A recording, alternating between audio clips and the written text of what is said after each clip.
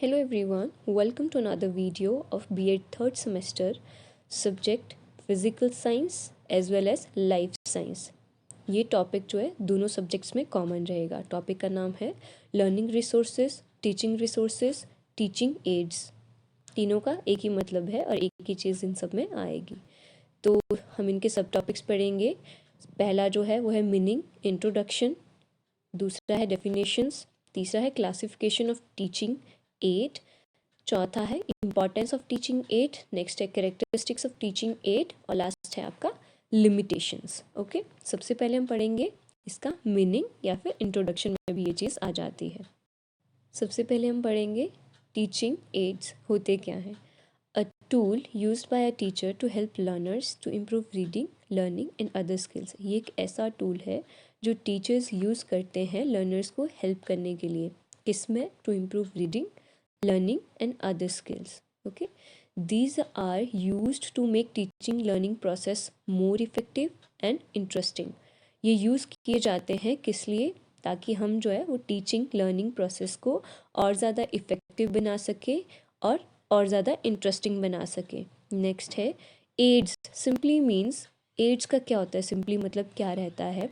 Anything bye means of which learning process may be encouraged or carried on through the sense of hearing or the sense of sight. Aids का simply ये मतलब रहता है कि जिसमें क्या रहता है कि बच्चा सीखता है किससे?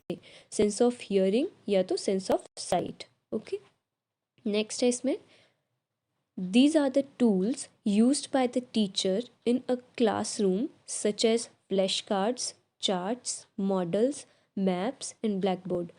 जो भी टीचर जो है पढ़ाने के अलावा, टेक्स्ट बुक के अलावा जो भी चीज़ें क्लास में लेकर आता है पढ़ाने के लिए, तो उनको क्या हम कहेंगे? Teaching ads. ठीक है, जो टीचिंग को और ज़्यादा इफ़ेक्टिव बनाएंगे।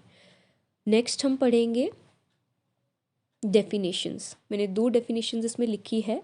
पहली है कोठारी कमीशन की, बड़ी है देखने में लेकिन सिंपल है, ईजी है। The supply of teaching aid to every school is essential. कि टीचिंग एड की सप्लाई जो है हर एक स्कूल में बहुत ज़रूरी है। किस लिए? For the improvement of the quality of teaching. ताकि हम क्या है, जो टीचिंग की क्वालिटी को इम्प्रूव कर सके।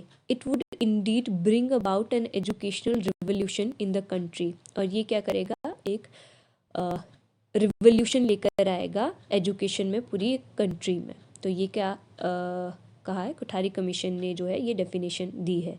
नेक्स्ट है आपकी audio visual material are those sensory object और images which initiate, stimulate and reinforce learning. Audio visual materials वो मटेरियल हैं या वो सेंसरी ऑब्जेक्ट या इमेजेस हैं जो क्या करती हैं? इनिशिएट करती है, स्टिमुलेट करती है और रीइंफोर्स करती है किसको? लर्निंग को। ये किसने दी है? बर्टन ने। नेक्स्ट हम पढ़ेंगे क्लासिफिकेशन या टाइप्स। 2 तरह की क्लासिफिकेशन आ जाएंगी। पहली में क्या आएंगे? 4 टाइप्स आएंगे, visual aids, audio visual aids, last है मेमोरी एड्स। और दूसरी जो क्लासिफिकेशन है उसमें क्या आएगा? प्रोजेक्टेड एड्स और नॉन प्रोजेक्टेड एड्स। तो हम पहले पढ़ेंगे पहले वाली, उसका फर्स्ट पॉइंट जो है विजुअल एड्स। हम पढ़ेंगे पहले विजुअल एड्स के बारे में। तो विजुअल एड्स क्या होते हैं? Aids which can be understood by seeing only. ऐसे एड्स जिनको हम समझ सकते हैं किससे? सिर्फ देखने से, विजुअल, जिसके हम सिर्फ विजुअल्स ले सकते हैं और हम विजुअल्स लेके ही उनको समझेंगे। तो एग्जांपल्स आ जाएंगे इसके, चॉक बोर्ड आ जाएगा, चार्ट्स आ जाएंगे, मॉडल्स आ जाएंगे, पिक्चर्स आ जाएंगी, मोशन पिक्चर्स आएंगी और बुलेटिन बोर्ड्स आ जाएंगे। ठीक है, नेक्स्ट है हमारा ऑडियो एड्स। ऑडियो एड्स क्या हैं? Aids which can be understood by sense of hearing. ऐसे एड्स जिनको हम कैसे समझेंगे? सेंस ऑफ हियरिंग, सुनने से सिर्फ। तो इसमें क्या क्या आ जाएंगे? रेडियो आ जाएगा, टेप रिकॉर्डर आ जाएगा, साइंस ब्रॉडकास्ट आ जाएंगे। ठीक है, नेक्स्ट पढ़ेंगे हम ऑडियो विजुअल एड्स, जिसमें क्या दोनों आ जाएंगे, सेंस ऑफ हियरिंग भी और सेंस ऑफ सीइंग भी। These aids involves the use of the sense by hearing as well as seeing. Okay, examples आ जाएंगे TV, computer, LCD project, film projector, virtual classroom, multimedia. Okay, जिसमें हम क्या होगा? देख भी सकते हैं और सुन भी सकते हैं और उससे जो है बच्चे क्लासरूम में सीखेंगे। नेक्स्ट है last, activity aids. Such aids grow and develop out of the activity of the students and teacher. ये किस पे निर्धारित होंगे कि बच्चा भी एक्टिविटी करेगा और स्टूडेंट भी जो है वो एक्टिविटी करेगा. तो इसके एग्जांपल्स आ जाएंगे science museum, aquarium, vivarium, herbarium, computers, science fairs and lastly school gardening. ये सारे आएंगे एक्टिविटी एड्स में. नेक्स्ट हम पढ़ेंगे दूसरी वाली क्लासिफिकेशन जिसमें क्या था, projected aids and non projected aids. तो पहले आएंगे projected aids. All the optical aids और machines which can through the image of the given object on the screen और वॉल. ऐसी मशीन्स, जो भी मशीन्स होंगी या कोई ऑप्टिकल एड होगा, वो क्या करेगा, एक इमेज बनाएगा किसी ऑब्जेक्ट की, किस पे, एक स्क्रीन पे या फिर वॉल पे. तो वो किस में आ जाएंगे, प्रोजेक्टेड एड्स में. एग्जांपल पिक्चर, मैप, रिटन में पेपर, इनकी जो है एक इमेज बनाएगा स्क्रीन पे या वॉल पे. ठीक है, क्या क्या आ सकते हैं इसमें, ओवरहेड प्रोजेक्टर आ जाएगा, फिल्म प्रोजेक्ट आ जाएगा, फिल्म प्रोजेक्ट स्ट्रिप्स आ जाएंगी, ग्लास स्लाइड प्रोजेक्ट आ जाएगा. ओके, नेक्स्ट पढ़ेंगे हम non projected aids. All other teaching aids which do not project the image of the given object.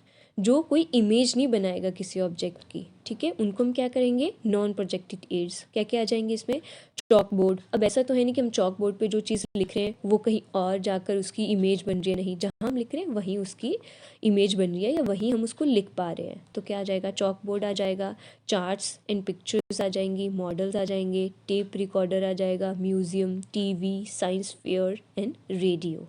Okay, next हम पढ़ेंगे importance, need, advantages. ठीक है, तीनों में आप ये पॉइंट्स ऐड कर सकते हैं. पहला आ जाएगा आपका, जो आपकी टीचिंग एड्स हैं वो क्या क्या करते हैं, it helps to draw interest. इनसे क्या होता है, बच्चों में इंटरेस्ट पैदा होता है पढ़ने के लिए. जब आप क्लास में जाएंगे, कोई एक टीचिंग एड साथ में लेकर जाएंगे, तो जो आप नॉर्मल आपकी रीडिंग रहेगी क्लास में, आप पढ़ रहे हैं, बच्चों को समझा रहे हैं, उससे क्या होता है, थोड़ी देर बाद बच्चे बोर हो जाते हैं. तो अगर आप साथ में लेकर जाएंगे टीचिंग एड, तो इससे क्या होता है, इंटरेस्ट आ जाता है बच्चों को पढ़ने में. ओके, नेक्स्ट है लर्निंग बिकम्स इफेक्टिव.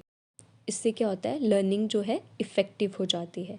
नेक्स्ट है हेल्प फॉर क्लियर कॉन्सेप्शन. इससे क्या होता है, बच्चे को एक क्लियर कॉन्सेप्शन मिलता है. कोई भी टीचिंग एड आप लेकर जाएंगे, उससे जो है आपको उसको क्लियर नॉलेज मिलेगा. First hand experience. तो बच्चे को क्या मिलेगा, फर्स्ट हैंड एक्सपीरियंस मिलेगा. कोई भी आप टीचिंग एड लेकर जाओगे, वो सामने से देखेगा, उसको अच्छे से ऑब्जर्व करेगा, उसको हैंडल भी करेगा, खुद पकड़ के देखेगा, तो उसको फर्स्ट हैंड एक्सपीरियंस मिलता है. Change in atmosphere. इसका यहाँ पे बहुत बड़ा रोल रहता है कि बच्चा क्या होता है कि थोड़ी देर बाद ऐसे सिंपल लर्निंग से बोर हो जाता है. तो इसमें क्या होता है कि अगर आप कोई टीचिंग एड लेकर जाएंगे, तो इससे क्लास का जो माहौल है वो बदल जाएगा और बच्चे जो है एकदम से इंटरेस्ट लेना शुरू करेंगे. तो ये क्या करेगा, चेंज इन एटमॉस्फेयर. तो एटमॉस्फेयर को जो है वो चेंज कर देगा. To develop scientific attitude. बच्चे में जो है साइंटिफिक एटीट्यूड डेवलप होगा. Time saving for teacher and student. बच्चे के लिए भी टाइम सेविंग होगा और स्टूडेंट के लिए भी. ऐसे क्या होगा, अगर टीचर जो है टीचिंग एड नहीं लेकर जाएगा क्लास में, तो क्या होगा, टीचर को जो है ब्लैक बोर्ड पे हर एक चीज़ बनाकर बच्चे को समझानी पड़ेगी. तो इससे क्या होगा, बहुत ज़्यादा टाइम लगेगा किसी एक टॉपिक को पढ़ाने के लिए. अगर टीचर जो है टीचिंग एड क्लास में लेकर जाएगा, तो उसको ईजी होगा. वो बनाकर ऑलरेडी लेकर जाएगा क्लास में और वो बच्चों को वहाँ पे बस समझाएगा और उससे बच्चे अच्छे से समझ पाएंगे और वो नॉलेज जो है ज़्यादा समय तक बच्चों को याद रहता है. नेक्स्ट है आपका टू टीच लार्ज नंबर्स. कि आप एक साथ जो है बहुत सारे बच्चों को एक टीचिंग एड से पढ़ा सकते हैं. Discouragement of cramming. इससे क्या होगा, बच्चे जो है रट्टा नहीं लगा पाएंगे, क्रैमिंग नहीं करेंगे, है ना. तो ये क्या करता है, क्रैमिंग को भी हटाता है. मोटिवेशन आएगी बच्चों को पढ़ने में, बच्चे इंटरेस्ट लेंगे, मोटिवेटेड रहेंगे कि हाँ टीचिंग एड से हम पढ़ेंगे, तो वो मोटिवेटेड रहेंगे. Catch attention. बोरिंग हो जाएगा क्लासरूम में सिंपल जो टीचिंग का मेथड है उससे, तो वो क्या करेंगे, एकदम से अटेंटिव हो जाएंगे क्लास में. तो टीचिंग एड्स क्या करते हैं, अटेंशन कैच करते हैं. नेक्स्ट है मेक लर्निंग इंटरेस्टिंग. इससे क्या होता है, आपकी लर्निंग जो है इंटरेस्टिंग बन जाती है. वैरायटी होगी, है ना. आप डिफरेंट डिफरेंट टीचिंग एड्स लेकर जाओगे तो उसमें वैरायटी होगी और बच्चों को पढ़ने में मज़ा आएगा.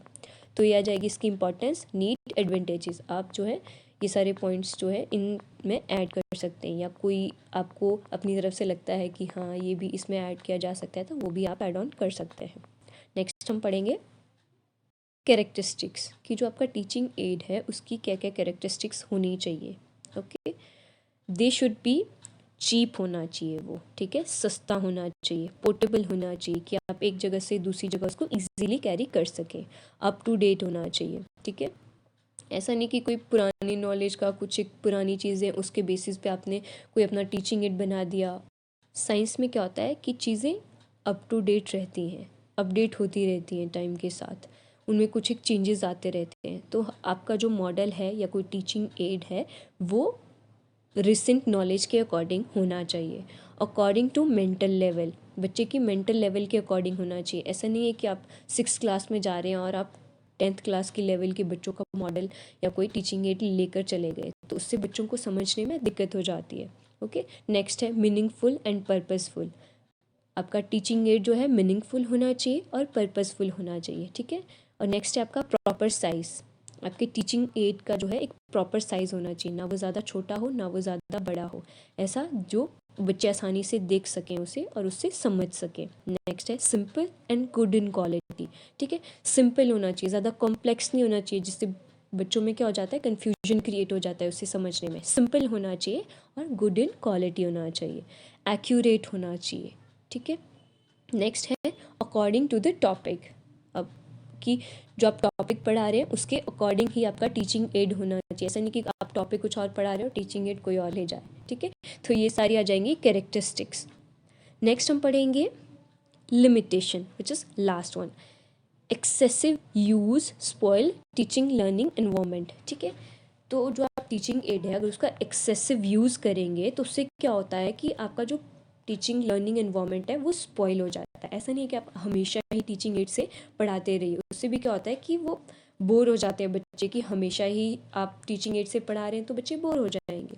नेक्स्ट है only effective if used eight right time. Teaching add तभी इफ़ेक्टिव होता है जब उसको राइट टाइम पे यूज़ किया जाए। ऐसे नहीं कि आप सीधे क्लास में एंटर कर रहे हैं और टॉपिक को सीधे आप टीचिंग एड से पढ़ाना शुरू कर दिए, नहीं, पहले आप थोड़ा सा ऐसे इंट्रोडक्शन दीजिए अपने टॉपिक के बारे में, कुछ एक क्वेश्चनिंग करिए बच्चों से कि उनको आता है नहीं आता है, उसके बाद फिर आप जो है अपने टीचिंग एड से बच्चों को पढ़ाना शुरू करेंगे। सम आर कॉस्टली, क्या होता है कि कुछ एक जो आपके टीचिंग एड है वो कॉस्टली होते हैं, तो ये इसकी आ जाएंगे लिमिटेशंस। ओके, तो हमने क्या क्या पढ़ा आज एक बार हम रिवाइज करेंगे। तो आज हमने क्या पढ़ा, learning resources, teaching resources, teaching ads, तीनों एक ही चीज़ है। तो इनमें टॉपिक आ जाएंगे meaning, introduction, definition, classification of teaching add, importance of teaching add, characteristics of teaching aid, and lastly limitations. Okay, thank you, bye bye, take care.